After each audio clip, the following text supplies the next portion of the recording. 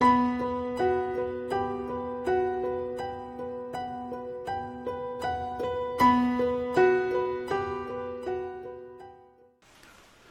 Everybody.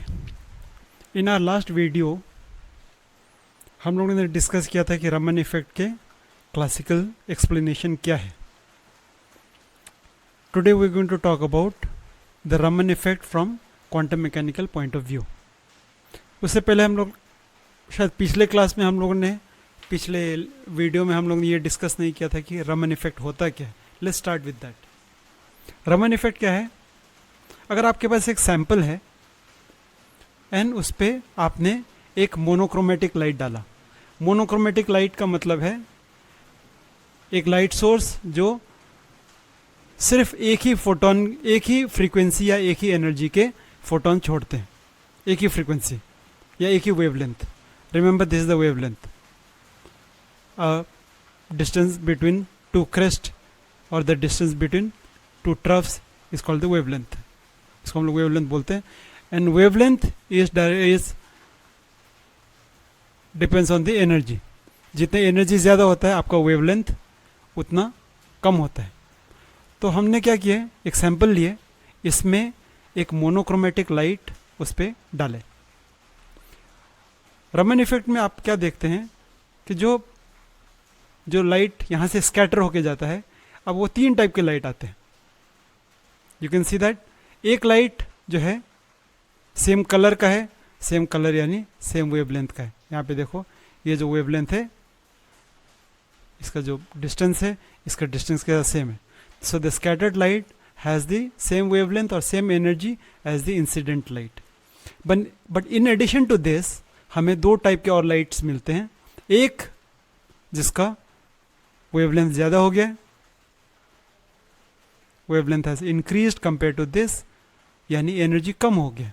दूसरा जिसका wavelength पहले के मुकाबले में कम हो गया है, यानी उसकी एनर्जी बढ़ गया। So let's define this in terms of wavelength, frequency and energy, तीनों एक साथ करते हैं। तो यहाँ पे अगर आपने एक वेवलेंथ का लाइट छोड़ा, जो आपके स्कैटर्ड लाइट होते हैं, सेम वेवलेंथ का मिलता है, एक ज़्यादा वेवलेंथ का मिलता है और एक कम वेवलेंथ का मिलता है। इन टर्म्स ऑफ फ्रीक्वेंसी हम क्या बोलेंगे? अगर हमने ये फ्रीक्वेंसी का छोड़ा तो सेम फ्रीक्वेंसी का मिलेगा तुमको, यहाँ पे फ्रीक्वेंसी कम हो जाएंगे, यहाँ पे फ्रीक्वेंसी बढ़ जाएंगे। और अगर हमने एनर्जी के बारे में बात की तो अगर एक एनर्जी का लाइट डाला, so scattered light will have the same energy, less energy and more energy. And this existence of a light of different energy, frequency or wavelength in addition to the light of the same wavelength is called Raman effect. So let's see. When a monochromatic beam of light passes through a sample, the scattered light consists of three different types of frequencies. कौन से? एक जिसके energy पहले के साथ same है, हम उसको रमन लाइन, रेले लाइंस बोलते हैं। दूसरा जिसका एनर्जी कम है, यानी लाल वाला की एनर्जी कम होगा, सो उसको हम लोग स्टोक्स लाइंस बोलते हैं। एंड तीसरा is the one with energy greater than the energy of the incoming light, जिसको हम लोग एंटी स्टोक्स लाइंस बोलते हैं। This effect is called Raman effect, named after its discoverer professor C.V. Raman. Okay,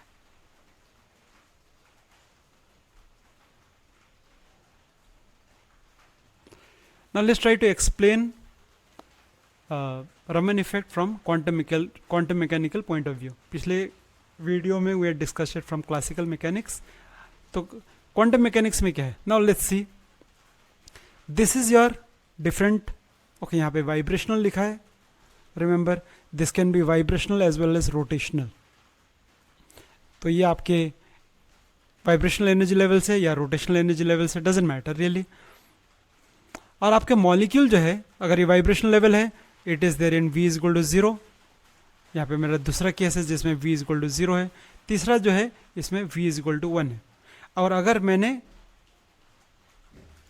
rotation energy levels के बारे में बात की है, so this will be J is equal to 0, यहाँ J इज इक्वल टू 0, और ये आपके J इज इक्वल टू 1 में ये मॉलिक्यूल है।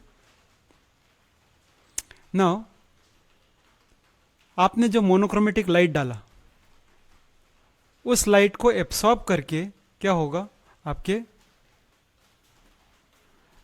these molecules will get excited to the virtual energy levels. तो ये यहाँ से यहाँ गया, एब्सॉर्ब्ड एनर्जी इतना है. लाइकवाइज ये भी सेम जगह पे गया तो एब्सॉर्ब्ड एनर्जी उतना ही है.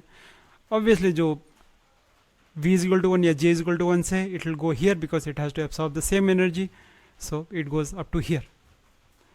Once it gets excited to the virtual energy level, it can de-excite. अब क्या होगा, अब ये यहाँ पे है, सो इट विल de-excite. अब de-excitation के 3 लेवल्स है, 3 पॉसिबिलिटीज है. अब ये जो है जहाँ गया था वहाँ से it comes back to the ground state. तो यहाँ पे क्या हो जाएगा, आपका जितने एनर्जी एब्सॉर्ब हुआ उतने ही एनर्जी इमिट हुआ, क्योंकि आप जहाँ से जिस एनर्जी लेवल से जिस एनर्जी लेवल में गए थे उसी एनर्जी लेवल से उसी एनर्जी लेवल पे वापस आ रहे हैं. So the energy absorbed will be equal to energy emitted. यहाँ के केस में देखिए, गया कहाँ से था, गया यहाँ से था, वो यहाँ से लेके यहाँ तक गया था. आते समय ये यहाँ नहीं आके it comes back to this level. तो क्या हो जाएगा, यहाँ पे energy absorbed is greater than energy emitted. Energy emitted सिर्फ इतना है, एनर्जी एब्सॉर्ब्ड इतना है. तीसरे केस में देखिए, एनर्जी एब्सॉर्ब्ड इतना था लेकिन इसका डी एक्साइटेशन अब यहाँ पे होता है. Now you can see here that absorbed energy is less than emitted energy. So now we have those 3 cases जहाँ पे emitted energy and the absorbed energy are the same. This gives rise to Rayleigh lines, जहाँ के emitted photon has less energy than absorbed energy is called Stokes lines, and जहाँ पे the emitted photon has higher energy than the absorbed photon is called anti-Stokes lines. यहाँ पे जो हम लोग बाद में भी डिस्कस करेंगे, let's discuss one more thing. हम लोग को बोल्ट्जमैन डिस्ट्रीब्यूशन से हम लोग को ये मालूम है, if we are talking about vibrational energy levels, तो V इज इक्वल टू 0 और V is equal to 1. Because this energy gap is much bigger, तो हम लोग को मालूम है कि probably less than 1% of the molecule exist here. कहाँ पे, V इज इक्वल टू 1 का population V is equal to 0 से अबाउट इट इज 1%. तो उससे क्या होगा, देखिए यहाँ पे एंटी स्टोक्स में आपका एंटी स्टोक्स में आप क्या करते हो, यहाँ से let me just take you to another picture and वहाँ से डिस्कस करते हैं. हाँ, यहाँ डिस्कस करते हैं, will come back to this again. देखिए, I told you that vibrational energy level में एक्साइटेशन यहाँ से होता है ग्राउंड स्टेट से, रेले में. स्टोक्स में भी ये ग्राउंड स्टेट से होता है. एंटी स्टोक्स में ये V is equal to 1 से होता है. And we know that V is equal to 1 का population is about 1% of the, और even less than 1% of this V is equal to 0. इसका मतलब है कि ये एक्साइटेशन जितना होगा, ये एक्साइटेशन उससे 1% कम होगा. Please keep this in mind, क्योंकि आपके पास ये मॉलिक्यूल ही नहीं है. यहाँ पे मॉलिक्यूल कम है तो एक्साइट कम होंगे, यहाँ पे मॉलिक्यूल ज़्यादा है तो एक्साइट ज़्यादा होंगे. Then it comes back to the same energy level. तो आपको रेले लाइन मिल गया, it comes back here, Stokes मिल गया, ये यहाँ आ गया, एंटी स्टोक्स मिल गया. तो इसलिए आप देखेंगे कि एंटी स्टोक्स के जो इंटेंसिटी है बहुत कम है compare to Stokes line. Why? Because Stokes line arises from excitation from the ground state, whereas anti-Stokes lines arises from the excitation from a V is equal to 1. But on the other hand, if you talk of rotational lines, instead of, यहाँ पे हम लोग अगर vibrational level के जगह पे हम लोग रोटेशनल एनर्जी लेवल्स बोलेंगे. रोटेशनल एनर्जी लेवल्स में J is equal to 1 और J is equal to 0 में पॉपुलेशन डिफरेंस उतना नहीं होता है. दिस इज अबाउट 95% ऑफ, अगर यहाँ पे 100 है तो यहाँ पे 95 होते हैं. So you can see that the anti Stokes lines in rotational Raman उनके इंटेंसिटी काफ़ी ज़्यादा होता है, स्ट्रोक से थोड़े से कम रहेंगे लेकिन बहुत ज़्यादा, like it's almost similar. So this is a question that is also normally asked. Okay, so this is how it goes. Let me just briefly finish again. So relay line कहाँ से आता है? ग्राउंड स्टेट से virtual energy level and it come back to the same place. तो E emitted is equal to E absorbed. Stokes line में ground state से virtual state, but virtual state doesn't come back to ground state, वो कहीं तो एक excited state में आके रुक जाता है. तो जो एमिट एनर्जी होता है वो कम होता है एब्सॉर्ब्ड से. एंटी स्टोक्स में क्या होता है? एक्साइटेड से ऊपर जाता है और वापस वो ग्राउंड स्टेट में आते हैं, इसलिए आपको एंटी स्टोक्स लाइन मिलते हैं. Now you get this question, explain the quantum mechanical theory of Raman effect. It's a very small question compare to classical mechanics वाला.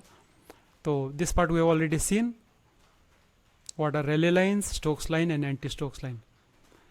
तो यहाँ पे इसी चीज़ को थोड़ा बड़ा करके लिखना पड़ेगा. When a molecule gets excited to a virtual state from ground state by absorbing light of certain frequency, it can come back to the ground state by emitting the light of same frequency. इसलिए रेले lines मिलते हैं. जो अभी मैंने describe किया उसी को लिखा है. स्टोक्स लाइन क्यों होता है? ग्राउंड स्टेट से वर्चुअल स्टेट जाता है by absorbing certain frequency, but it can come back to a higher vibrational quantum number, rotational quantum number by emitting light of less frequency than the absorbed light, thus giving rise to Stokes lines. And anti-Stokes में क्या होगा? Excitation is from a higher energy level to the virtual state and it comes back to the ground state energy level. उसके साथ साथ आपको ये एक diagram बनाना पड़ेगा, ये बहुत इंपॉर्टेंट है. This actually explains the entire thing. तो ये क्वेश्चन हुआ. ये 3 मार्क्स के क्वेश्चन आते हैं. दूसरा जो क्वेश्चन है, explain the difference between the intensities of Stokes and anti Stokes line. We actually discussed it just now. तो यहाँ पे वही लिखा है. स्टोक्स लाइन क्यों होता है? क्योंकि ग्राउंड स्टेट से वर्चुअल स्टेट में and it comes back to a higher vibrational और रोटेशनल लेवल. एंटी स्टोक्स क्यों होता है? हायर एनर्जी लेवल से virtual state and de excitation to the ground state level. And this is the important part जो आपको लिखना ज़रूरी है. Since the population of the ground state is always higher than that the excited state, the intensities of Stokes lines are much higher than that of anti Stokes lines. This was a short video. We'll see you in the next video. Thank you very much.